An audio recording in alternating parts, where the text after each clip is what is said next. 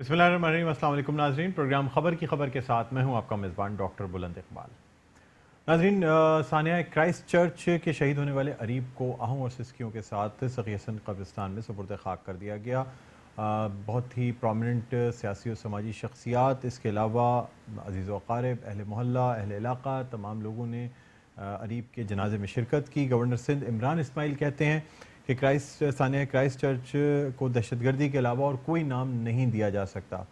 इसके अलावा ये भी कहा कि जिसने ये सफ़ाक अमल किया उसका कोई मज़हब या कोई मुल्क नहीं हो सकता और अरीब को वापस तो नहीं लाया जा सकता, लेकिन उसके लिए जो कुछ हो सका हुकूमत वो करेगी। और न्यूज़ीलैंड की कौम और वज़ीर-ए-आज़म ने अपने अमल से आलम इस्लाम का दिल जीत लिया। बेशक जिस तरह से न्यूज़ीलैंड की वज़ीर-ए-आज़म ने मुसलमानों के साथ यकजहती का इज़हार किया, जिस तरह से काला दुपट्टा पहन के और मुसलमानों के साथ यकजहती का इज़हार किया गया, उनके दुख दर्द को बांटने की कोशिश की गई, बड़ी बात है। और वाकई ये बात साबित हुई कि इस्लाम जो है वो अमन का मज़हब है। कभी भी इस्लाम में दहशतगर्दी नहीं है और इस तरीके से मुसलमानों को मस्जिद में घुसकर दहशतगर्दी का निशाना बनाना, जिसकी पूरी दुनिया ने तकरीबन मजम्मत की है। कराची में जस्ते खाकी लाया गया अरीब का, जो कि सानिया क्राइस्ट चर्च में शहीद हुए, और फिर तमाम सियासी जमातें, इसके अलावा समाजी कारकुन, बड़ी प्रोमिनेंट पर्सनालिटीज़ ने इस जनाजे में शिरकत की। अब देखना ये है कि हुकूमत क्या इक़दाम करती है, अरीब की फ़ैमिली को किस तरह सपोर्ट की जाती है, इसके अलावा और बाकी पाकिस्तानी जो इस सानिया में शहीद हुए हैं उनके लिए क्या कुछ किया जाता है। इसलिए कि न्यूज़ीलैंड की गवर्नमेंट ने तो जो कुछ करना था वो करके दिखाया है। अब पाकिस्तान हुकूमत पे ये बात लागू है कि वो किस तरह से इस पूरी फैमिली को सपोर्ट करते हैं, इसकी उनकी सपोर्ट में क्या मदद की जाती है, क्या पैकेज जिसका अनाउंस किया जाता है। इसी हवाले से गुफ्तगू करने के लिए हमारे साथ मौजूद हैं मुत्तहिदा कौमी मूवमेंट पाकिस्तान के रहनुमा अमीनुल हक साहब। अस्सलाम वालेकुम अमीनुल हक साहब, आपको खुशामदीद कहते हैं प्रोग्राम खबर की खबर में। अमीन भाई, मेरी आवाज़ सुन सकते हैं आप? अस्सलाम वालेकुम अमीनुल हक साहब, मेरी आवाज़ सुन सकते हैं आप? जी जी बिल्कुल। मुझे आपकी वालेकुम आवाज़ ये अस्सलाम। स्टूडियो में नहीं आ रही है। हेलो, अस्सलाम वालेकुम अमीनुल हक साहब, मेरी आवाज़ सुन सकते हैं? कुछ तकनीकी वजूहात की बिना पर हमारा राब्ता जो है वो नहीं कायम हुआ पाया है। अब हम ये बताना चाहेंगे कि जाहिर सी बात है, कराची की रिप्रेजेंटेशन, क्योंकि अरीब का ताल्लुक़ कराची से है, और ख़ास तौर पे अब अरीब के लिए क्या किया जाता है, किस पैकेज का ऐलान किया जाता है, किस तरह से मदद की जाती है, बहुत अहम ये मौका है। क्योंकि जाहिर सी बात है, पूरी फैमिली जो है वो शैटर्ड हो जाती है। किसी भी फैमिली का जब कोई शख्स इस दुनिया से जाता है तो फिर पूरी फैमिली के लिए उस वक्त बहुत ही एक मुश्किल लम्हा होता है। इसी वाले से गुफ्तगू करने के लिए हमारे साथ लाइन पर मौजूद हैं मुत्तहिदा कौमी मूवमेंट पाकिस्तान के रहनुमा अमीनुल हक साहब। अस्सलाम वालेकुम अमीनुल हक साहब, आप मेरी आवाज़ सुन सकते हैं? जी जी डॉक्टर साहब, बिल्कुल आवाज आ रही है। अमीन भाई, ये बताइएगा कि अरीब को आहूं और सिसकियों के साथ सखी हसन कब्रिस्तान में सुपुर्द खाक कर दिया गया है। हुकूमत का ये कहना तो है कि जो कुछ हो सकेगा वो हम करेंगे, अरीब को वापस नहीं लाया जा सकता, लेकिन क्या वाकई सिंध हुकूमत की जानिब से आपको कोई इक़दाम नज़र आ रहे हैं?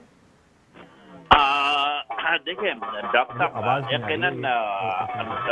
अरेब अहमद जो था, मैं समझता हूँ कि कराची का तालीम याफ्ता नौजवान था, और उसकी एक आंखों में ख्वाब सजाए बैरून मुल्क गया, और मकसद भी और उसका मकसद भी यही था कि अपने घर वालों की खिदमत करना, अपने शहर की खिदमत करना, मुल्क की खिदमत करना। बेशक।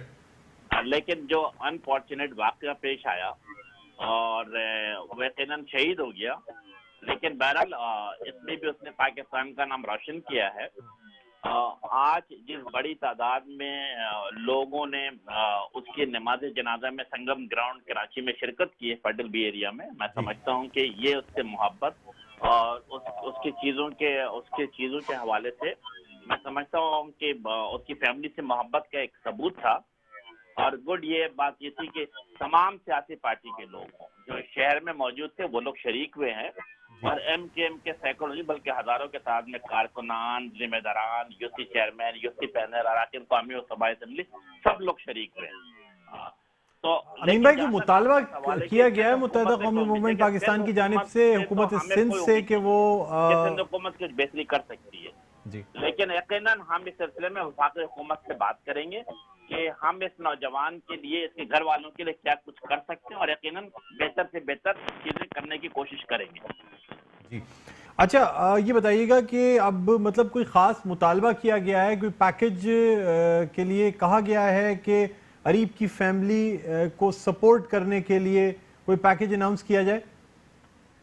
देखिए, गो के इनकी फैमिली माशाल्लाह कदर एस्टेब्लिश है, लेकिन डेफिनेटली मैं समझता हूँ कि जिस तरह इस इवेंट पे मुख्तलिफ हवाले से जो ऐलानात की जाती थे, हम तवक्का कर रहे थे कि सिंध हुकूमत की 50 लाख रुपए कम अज कम इनकी फैमिली के लिए इमदाद का ऐलान करेगी, उन्होंने नहीं किया। हम इस पे वफाक हुकूमत से ही बात करेंगे। साथ साथ मैं समझता हूँ कि वफाक हुकूमत से हम रिक्वेस्ट भी करेंगे कि अगले 23 मार्च के लिए, 14 अगस्त के लिए यकीनन इन्हें कोई ना कोई एजाज भी दिया जाए, ताकि इनका नाम पाकिस्तान के तारीख में हमेशा महफूज रहे। अमीन भाई, आपसे कराची के हवाले से मैं ये बात करना चाहूँगा। इस सवाल, इस टॉपिक से हट के आपसे सवाल करना चाहूँगा। सर, जो सिंध में और ख़ास तौर पे कराची में यानी जो मुलाजमतों के हवाले से जो नाइंसाफ़ियाँ हो रही हैं, जो कराची के अवाम को हुकूक नहीं दिया जा रहा है, सर उस पर उस तरीके से आवाज़ नहीं उठाई जा रही जिस तरह मुत्तहिदा कौमी मूवमेंट पाकिस्तान की जानिब से पहले एहतजाज या आवाज़ या जो चीज़ें देखने में आती थी। सर क्या वजह है? मतलब 47 असिस्टेंट कमिश्नर्स भर्ती हो जाते हैं, जिसमें से एक भी कराची से ताल्लुक़ रखने वाला नहीं होता। एक ही शख्स के एक बेटा, दो बेटियां उसमें भर्ती होते हैं। सर खामोश तमाशाई की हैसियत से क्यों बैठे हुए हैं? क्या वजह है?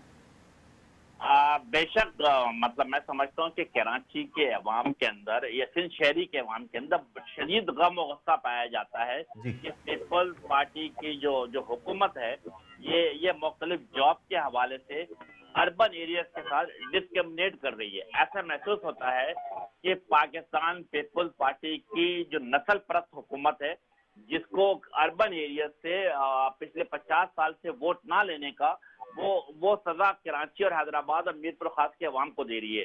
दूसरे लफ्जों में कह सकते हैं कि पॉलिटिकल विक्टिमाइजेशन किया जा रहा अर्बन एरियाज के साथ, और उनके नौजवानों को रोजगारों से महरूम किया जा रहा है, उनके नौजवानों को आला तालीमी इदारों में दाखिलों से महरूम किया जा रहा है। यकीनन MKM पाकिस्तान इन तमाम चीजों को नोट कर रही है।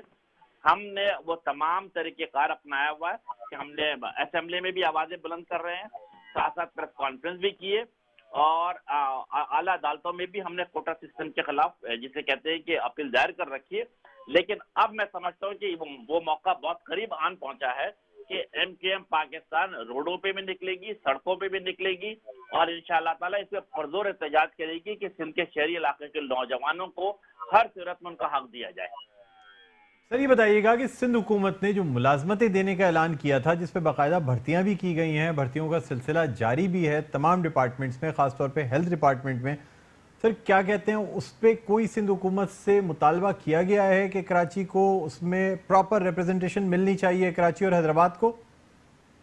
बेशक डॉक्टर साहब, MKM ने तमाम मुतल्लका फोरम पर इस बात की आवाज उठाई है कि जो हक सिंध के शहरी अवाम का बनता है और बिलखसूस कराची के नौजवानों को बनता है, जिस तरह आपने देखा असिस्टेंट कमिश्नर की बात हो या जजेस की अपॉइंटमेंट हुआ लोकल पैमाने पर या हेल्थ डिपार्टमेंट हो, तो हमने ये कहा है कि हर सूरत में मुकामी लोगों का हक रखा जाए, मुकामी कोटा लाजमी तौर पर रखा जाए, ताकि ये नजर आए कि लोकल लोग भी हर इदारों में मौजूद हैं। अगर आप लाड़काना से लाकर कराची में किसी को चौकीदार भर्ती कर लेते हैं या किसी को आप SHO लगा देते हैं, ये मसले का हल नहीं है। हम कोई तासिब की बात नहीं कर रहे, बल्कि हम हक और सच की बात कर रहे हैं कि ये आज ही मेरा ख्याल है वज़ीर आज़म का एक बयान चल रहा था कि मुकामी हुकूमतों के लिए मुकामी लोगों को आना बहुत जरूरी है। जब मुकामी लोग मौजूद होंगे तो इंशाअल्लाह ताला शहर में भी बेहतरी आएगी और चीजें भी बेहतर तरीके से चलेंगी। जी अच्छा सर, ये भी बता दीजिएगा कि ज़िला वस्ती का एक बहुत ही अहम हॉस्पिटल है अब्बासी शहीद हॉस्पिटल, जहां मुस्तकिल सहूलियात की फराहमी भी मुमकिन नहीं होती और अब डॉक्टर्स को तकरीबन 4 माह से तनख्वाहें नहीं मिली हैं।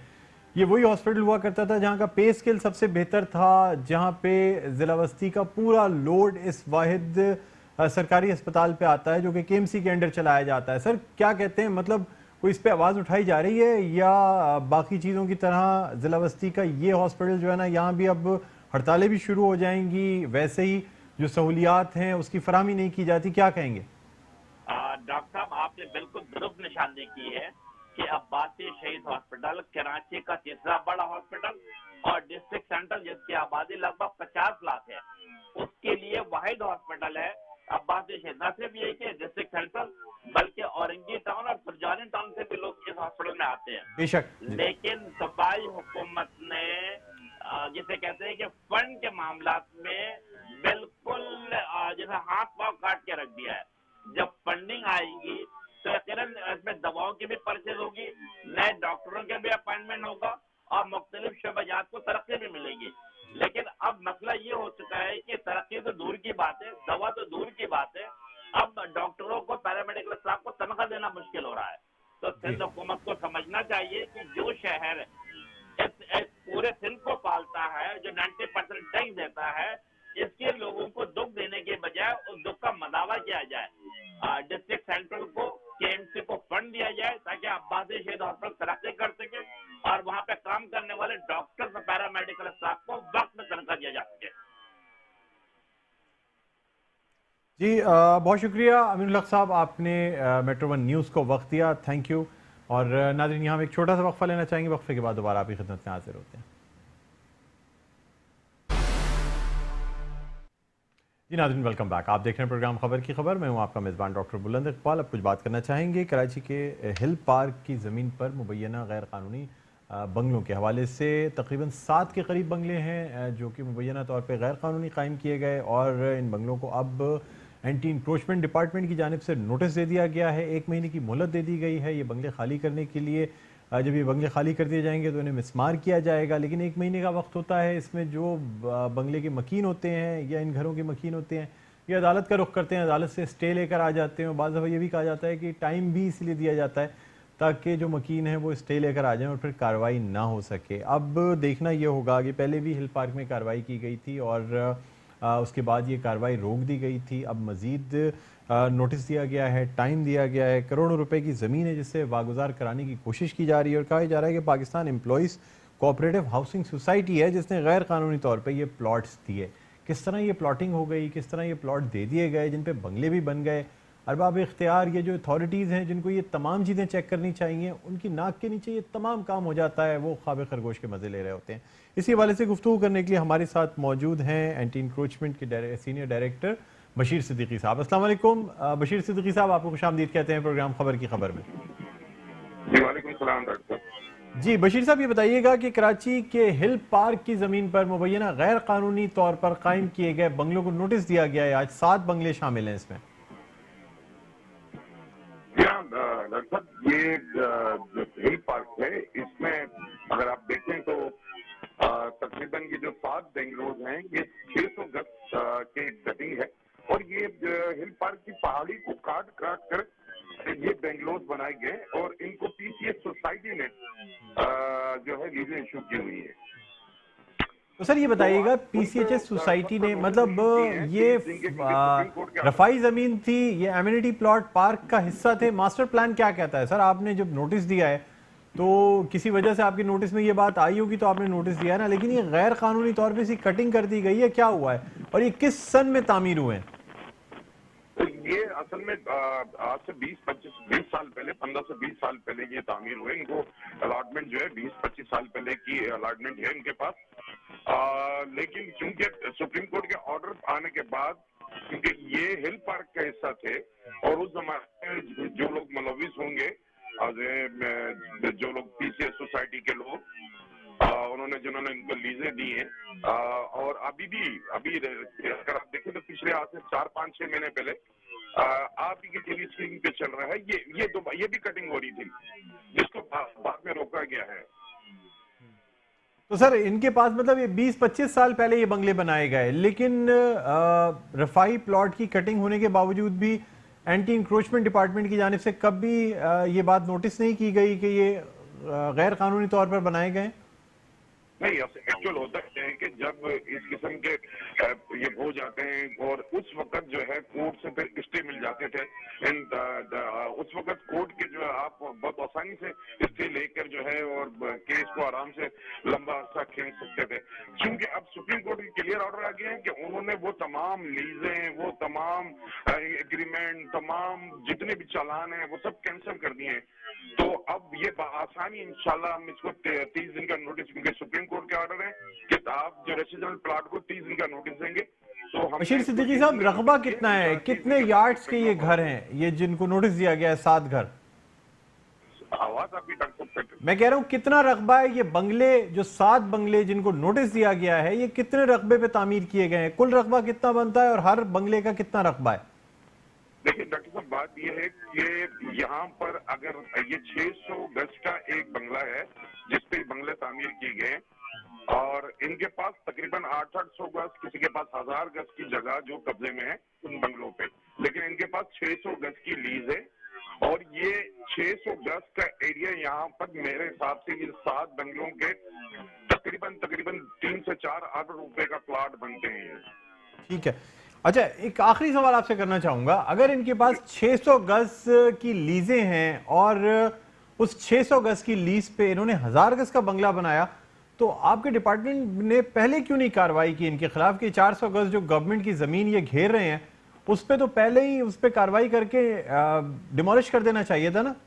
نہیں ڈاکٹر صاحب، اس میں تھوڑا سا میں آپ کو بتا دوں کہ جب یہ بنگلوز بنا، فرنٹ سائڈ پہ بنگلوز بنانے کے بعد یہ بیک سائڈ پہ جو پہاڑی ہے یہ کٹنگ کرتے ہیں، یعنی کہ سلولی یہ بیک سائڈ پر پہاڑیوں کو کٹنگ کرتے ہیں، سامنے بنگلوز بنا ہوتا ہے اور اس کو پتہ نہیں چلتا ہے کہ پچھلے سائڈ پر یہ کس طرح جو ہے جگہ کو گھیرنے چلے، اور وہاں پر پھر وہ اپنے پارک یا کوئی کسی قسم کا کچن اس ٹائپ کی چیزیں بنا دیتے ہیں۔ ٹھیک ہے، اچھا مجھے یہ بتائیے گا کہ یہ جو اضافی انہوں نے کنسٹرکشن کی ہوئی ہے، یعنی 600 گز سے اوپر کی جو کنسٹرکشن ہے اس کو ڈیمولش کرنے کے لیے تو آپ کو کوئی نوٹس دینے کی ضرورت نہیں ہے۔ اگر آپ یہ جو ایکسٹرا لینڈ انکروچ ہوئی ہے، اگر اس طریقے سے آپ تمام لوگوں کو نوٹس دینے لگے تو آپ 1 مہینے سے پہلے تو کوئی کارروائی نہیں کر سکتے۔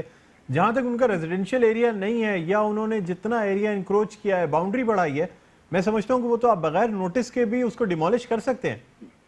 نہیں ڈاکٹر صاحب، اس کو میں آپ کو وہی بتا رہا ہوں، اس میں ٹیکنیکل پرابلم یہ کہ فرنٹ سائڈ پہ انہوں نے 600 گز کی لیز لی ہوئی ہے، اور اس کے بیک سائڈ پہ اگر ہمیں کوئی انکروچ کو توڑنا ہے تو ان کے گھر کو توڑ کے پیچھے بیک سائڈ پہ جانا پڑے گا، کیونکہ بیک سائڈ پر پہاڑی ہے، وہ ہل پارک کی پہاڑی ہے، اور وہ تقریباً نہیں تو 60 فٹ 70 فٹ 80 فٹ 90 فٹ اونچی پہاڑی ہے، تو وہ پتھر گرنے کا خرچہ ہے، گھروں پہ پتھر گرنے کا خرچہ ہے، اور اس سے نقصان دوسرے بنگلوز کو بھی ہو سکتا ہے۔ ٹھیک ہے جی، بہت شکریہ بشیر صدیقی صاحب، آپ نے ہمیں جوائن کیا، تھینک یو۔ اور ناظرین اب ہم کچھ بات کرنا چاہیں گے، خاص طور پہ کراچی میں تیل اور گیس کے بڑے ذخائر کی موجودگی کا انکشاف ہوا ہے۔ اس پہ وزیر اعظم پاکستان عمران خان نے بہت امید کا اظہار کیا اور یہ کہا ہے کہ امید ہے کہ بڑے ذخائر قوم کو مل جائیں گے، قوم دعا کرے جلد خوشخبری دیں گے، انشاءاللہ تیل و گیس کے ذخائر اتنے ہوں گے کہ کسی سے تیل مانگنے کی ضرورت نہیں ہوگی۔ بہت بڑی بات ہے اگر تو یہ جو انکشاف ہوا ہے، اور جس طرح یہ کہا جا رہا ہے کہ یہ سمندر کی تہہ میں اتنے بڑے ذخائر ملے ہیں کراچی میں کہ اگر یہاں سے آئل اینڈ گیس ایکسپلور کر لی جاتی ہے تو آپ یہ سمجھ لیں کہ شاید دوسرے ممالک جو تیل ایکسپورٹ کرتے ہیں ان سے کہیں زیادہ پاکستان میں تیل کی موجودگی ہوگی۔ اور ویسے بھی اگر جغرافیائی لحاظ سے دیکھا جائے تو چونکہ پاکستان کا جو رقبہ ہے وہ ذرا لوور سائڈ پہ آتا ہے، تو اس لیے آئل اینڈ گیس ایران یا سعودی عرب سے زیادہ ویسے بھی ہمیشہ سے یہ کہا جاتا تھا کہ پاکستان میں تیل اور گیس کے ذخائر کی موجودگی ہے، لیکن اسے ایکسپلور کرنے کی بات ہے۔ اگر پراپر ڈرلنگ ہوتی ہے، پراپر ایکسپلوریشن ہوتی ہے تو بہت ممکن ہے کہ پاکستان میں آئل اینڈ گیس کے جو ذخائر ہیں وہ عرب ممالک سے یا ایران یا دوسرے ممالک سے کہیں زیادہ ہوں۔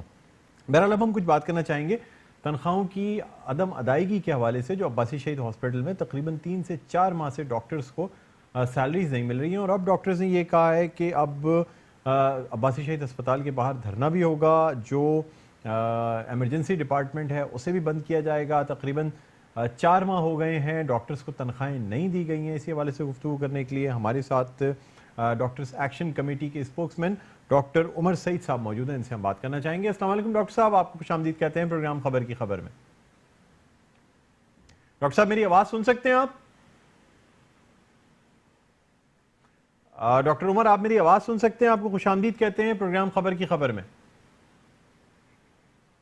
हमारा राब्ता नहीं उनसे हो पा रहा। हम मज़ीद आपको बताना चाहेंगे कि ज़िला बस्ती का ये जो हॉस्पिटल, एक बड़ा हॉस्पिटल KMC के अंडर में ये हॉस्पिटल आता है। और अब्बासी शहीद हॉस्पिटल की अगर हम बात करें, पिछले दौर में यानी जब बाकायदा प्रॉपर KMC का निज़ाम चला करता था, और ये हॉस्पिटल प्रॉपर KMC यानी लोकल गवर्नमेंट के अंडर में आता था, बहुत सहूलियात यहाँ मुहैया की जाती थी। पूरा ज़िला बस्ती, औरंगी टाउन का इलाका, सुरजानी टाउन का इलाका, नॉर्थ कराची का इलाका, ये तमाम वो इलाका है जहाँ पे सिर्फ एक सरकारी हॉस्पिटल मौजूद है, जहाँ पे डॉक्टर्स होते हैं। इसके अलावा किसी किस्म का कोई एक्सीडेंट हो, कोई फायरिंग हो, कोई ऐसा सानिया या कोई वाक़या पेश आए तो ज़ख्मियों को अब्बासी शहीद हॉस्पिटल ले जाया जाता है। एक अच्छा हॉस्पिटल समझा जाता था इसे, लेकिन अब चूँकि डॉक्टर्स को तनख्वाहें भी नहीं दी जा रही, तो डॉक्टर्स की जानिब से बॉयकॉट भी देखने में आ रहा है। और अब ये कहा जा रहा है कि अगर डॉक्टर्स के जो मुतालबे हैं उन्हें पूरा ना किया गया तो पहले अब्बासी शहीद हॉस्पिटल के बाहर धरना दिया जाएगा, उसके बाद OPDs भी बंद कर दी जाएंगी, इमरजेंसी भी बंद कर दी जाएगी। और आप समझ सकते हैं कि इतने बड़े इलाके में इस हॉस्पिटल की जो इमरजेंसी है उस पर कितना लोड होता है। अगर खुदा न खास्ता किसी भी वजह से इस इमरजेंसी को बंद किया जाता है तो पेशेंट्स का या इलाके के एक बहुत बड़ी आबादी का इन्हिसार जो है वो इसी सरकारी हॉस्पिटल पे है। सिंध हुकूमत की जानिब से बेहिसी देखने में आ रही है, किसी किस्म के कोई फंड्स नहीं जारी किए जा रहे। और हालांकि सिंध गवर्नमेंट के अंडर में जो दूसरे हॉस्पिटल्स हैं वहाँ पे प्रॉपर तनख्वाहें दी जा रही हैं, लेकिन अब्बासी शहीद हॉस्पिटल को नज़रअंदाज किया जा रहा है। इसकी एक ये भी वजह कही जाती है कि ज़्यादातर इस हॉस्पिटल का कंट्रोल चूँकि KMC के अंडर में रहा है, और मुत्तहिदा कौमी मूवमेंट पाकिस्तान के हाथ में भी इस हॉस्पिटल का बहुत कंट्रोल रहा है। यहाँ के MS, यहाँ के डॉक्टर्स, इस वजह से भी इस हॉस्पिटल को जानबूझ के जो है वो यानी डिले किया जा रहा है। इसकी पेमेंट्स को या इनके बजट्स को जानबूझ के डिले किया जाता है। और ये कहा जाता है कि ये चूँकि KMC के अंडर में है, इस ज़िला बस्ती का ये वाहिद सरकारी हॉस्पिटल है, लेकिन यहाँ पे फ़ंड्स की कमी की वजह से शदीद फ़ंड्स की क़िल्लत का सामना है। और अगर ये क़िल्लत मज़ीद जारी रही तो फिर वो दिन दूर नहीं है जब इस हॉस्पिटल की एमरजेंसी और OPD जो है वो डॉक्टर्स की जानिब से बंद कर दी जाएगी। अब देखना यह है कि सिंध हुकूमत आया इस पर कोई स्टेप्स लेती है, क्या काम करती है, किस तरीके से इसे हैंडल किया जाता है, किस तरीके से डॉक्टर्स को तनख्वाहें दी जाती हैं। बहुत ही अहम मसला। हम कोशिश करें कि हमारा राब्ता डॉक्टर उमर सईद से कायम हो जाए, जो कि स्पोक्स पर्सन है इस एक्शन कमेटी के। और अगर उनसे राब्ता हो जाता है तो हम उनसे जानेंगे कि क्या वजह है कि जिसकी वजह से डॉक्टर्स को सैलरी नहीं दी जा रही। ये कहाँ पे किस, यानी अगर KMC के अंडर में है तो फिर KMC को क्या फंड्स नहीं मिल रहे हैं, या सिंध हुकूमत की जिम्मेदारी बनती है कि वो फंड्स दे। ये देखना होगा कि अगर सिंध हुकूमत की जिम्मेदारी तो सिंध हुकूमत फंड्स क्यों नहीं प्रोवाइड कर रही। जी, हमारा राब्ता हो गया कायम। जी, तो बस हम डॉक्टर उमर सईद से जानना चाहेंगे कि आखिर कब से तनख्वाहें नहीं दी जा रही हैं और क्यों ये तनख्वाहें नहीं अदा की जा रही हैं। जी डॉक्टर उमर सईद साहब, अस्सलाम वालेकुम, आपको खुशामदीद कहते हैं प्रोग्राम खबर की खबर में। आप मेरी आवाज़ सुन सकते हैं? वालेकुम अस्सलाम। सबसे पहले मैं आपका शुक्र हूँ, आपने हमें लाइन पे लिया, हमारे शो आप लोग उठा रहे हैं। जी जी बिल्कुल। अच्छा, मुझे ये बताइएगा कि ये क्या माजरा है, क्यों KMC के अंडर में होते हुए इस हॉस्पिटल को, इसके डॉक्टर्स को तनख्वाहें क्यों नहीं अदा की जा रही हैं? देखिए, सबसे पहले मैं बताने चलूँ, मैं KMC के आपका जो अब्बासी शहीद हॉस्पिटल है उसमें हाउस ऑफिसर हूँ। और हमारा जो बैच है उसकी रिक्रूटमेंट जो हुई है हम नवंबर से हमने यहाँ पर ज्वाइन किया है 24 नवंबर तक। तो हमें यहाँ पर हाउस ऑफिसर को 4 मंथ हो गए और 4 मंथ से हमें जो है सैलरी नहीं मिली है। सिर्फ हाउस ऑफिसर्स को नहीं मिल रही हैं, या जो PG डॉक्टर्स हैं, पोस्ट ग्रेजुएट स्टूडेंट्स हैं, उन्हें भी सैलरी नहीं दी जा रही? जो हमारे पोस्ट ग्रेजुएट्स हैं उनका मुतालबा है कि उनको 9 महीने से, पिछले 9 महीने से उनको सैलरी नहीं मिली है, और जो हाउस ऑफिसर है उनको 4 महीने से सैलरी नहीं मिली है। जबकि बाकी सारा आपका ताल्लुक कौन से मेडिकल कॉलेज से रहा है? आप नॉर्मली हाउस ऑफिसर और पोस्ट ग्रेजुएट की सैलरी? नहीं, आपने KMDC से MBBS किया है या किसी और हॉस्पिटल से आप डेपुटेशन पे यहाँ पे आए? नहीं, हम KMDC हैं। जी, KMDC के ग्रेजुएट हैं आप? जी सर। अच्छा, KMDC के ग्रेजुएट होने की वजह से आपको मेरिट पे यही हाउस जॉब मिली है? जी जी, हम सब जो मेजॉरिटी हम सब KMDC के ग्रेजुएट्स हैं। और 24 नवंबर जितने लोग हैं, क्या जितने हाउस ऑफिसर्स हैं किसी को भी सैलरी नहीं मिल रही है, या सिर्फ वो लोग जिनकी इस रोटेशन में हाउस जॉब स्टार्ट हुई है इनको सैलरी नहीं मिल रही है? नहीं, अभी जितना भी हमारा बैच है सबकी 24 नवंबर से स्टार्ट हुई है। जी। अब सैलरी आना स्टार्ट होने का था, हो जाएगी 2 वीक्स पहले हमें कहा था कि आपको 1 मंथ की मिल जाएगी। अभी सब मिलने 300 में से खाली 30 to 40 स्टूडेंट्स को सैलरी मिली है, वो भी पूरी नहीं मिली 1 मंथ की। अच्छा, इसके अलावा जो डॉक्टर्स वहाँ रेजिडेंट मेडिकल ऑफिसर्स हैं उनको सैलरी मिल रही है? जी, बाकी सारे एम्प्लॉयज को, सारे स्टाफ को टाइम पे सैलरी मिलती है। खाली हाउस ऑफिसर और पोस्ट ग्रेजुएट जो पूरा हॉस्पिटल चला रहे हैं उनको सैलरी नहीं मिलती। अच्छा, और तकरीबन आपने बताया कि 90 के करीब हाउस ऑफिसर्स हैं आपके ग्रुप में? नहीं, हाउस ऑफिसर 270 है। 270, और उसमें से जी। कितनों को सैलरी नहीं मिल पा रही है? अभी खाली जितनी हमारे रिपोर्ट है, खाली 40 हाउस ऑफिसर को सैलरी मिली है 1 मंथ की, और वो भी 1 मंथ की पूरी नहीं मिली है। उन किसी को 40 5,000 हाउस कम मिली, ऑफिसर्स किसी को को जिनको 10,000 सैलरी कम मिली है उनको क्या वजह है कि सैलरी दे दी गई है? कौन है वो 40 हाउस ऑफिसर्स? नहीं, उन्होंने हमें केएमसी वालों ने कहा कि हमने सैलरी देना स्टार्ट की है, लेकिन ऐसा हो रहा है कि फ्राइडे को 20 बच्चों की आ गई, फिर हमें मंडे को 10 बच्चों की आ गई, इस तरह 5-5 10 करते करते 1 मंथ की अभी सैलरी आना स्टार्ट हुई है, वो भी पूरी स्टार्ट नहीं हुई। ठीक है, 1 मंथ की भी पूरी नहीं मिली हमें। ठीक है डॉक्टर उमर, बहुत शुक्रिया, आपने मेट्रो 1 न्यूज़ को वक्त दिया। और नाज़रीन, ये मतलब बड़ी अजीब सी बात है कि हाउस ऑफिसर्स और पीजी स्टूडेंट्स, जो पोस्ट ग्रेजुएट स्टूडेंट्स होते हैं, जो नाइट ड्यूटीज़ भी करते हैं, पूरा हॉस्पिटल अगर ये कहा जाए कि ओपीडी के अलावा जितने डिपार्टमेंट्स होते हैं जिसमें नाइट्स हैं, जिसमें पेशेंट्स की टेक केयर है, वो दरअसल ये हाउस ऑफिसर्स और पोस्ट ग्रेजुएट स्टूडेंट्स होते हैं जो कर रहे होते हैं। 270 के करीब स्टूडेंट्स हैं जिसमें से सिर्फ 40 को सैलरीज मिली और 230 ऐसे लोग हैं जिनको सैलरी नहीं दी गई।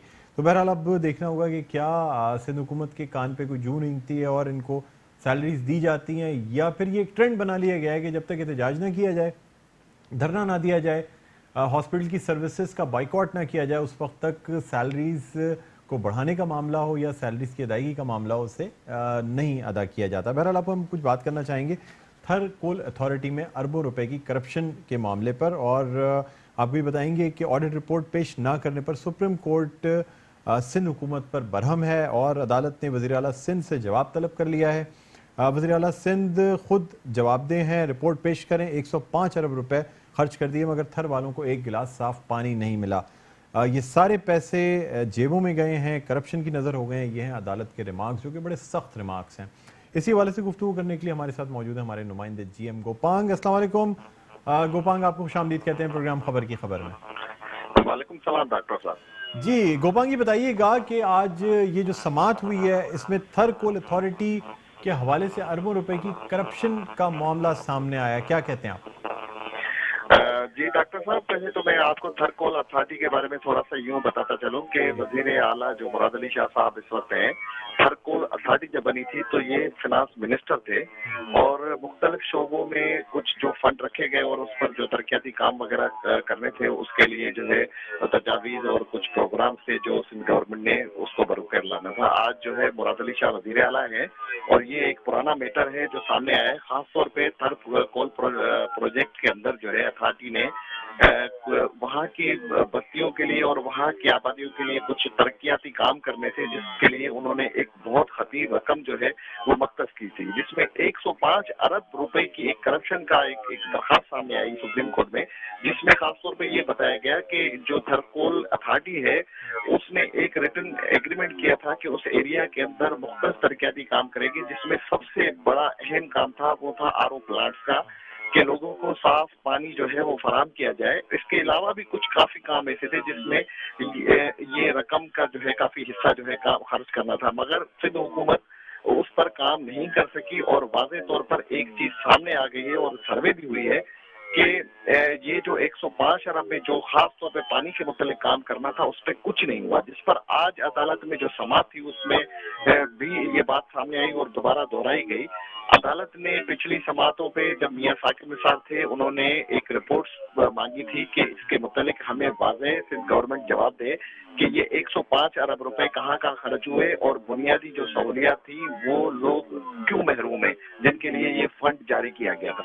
आज अदालत ने कहा कि मुसलसल आपको तलब करने के बावजूद अगर हमें ये चीज नहीं मिल रही तो अब वजीर आला खुद आके यहाँ पर जवाब दें और इस पोजीशन से हमें मुकम्मल तौर पर आगाह करें कि ये 105 अरब कहाँ खर्च हुए हैं और इसके लिए मुकम्मल जो तहरीरी रिपोर्ट है वो खुद लाके हमें जमा कराएं। बहुत शुक्रिया GM गोपांग, आपने हमारे प्रोग्राम में ज्वाइन किया।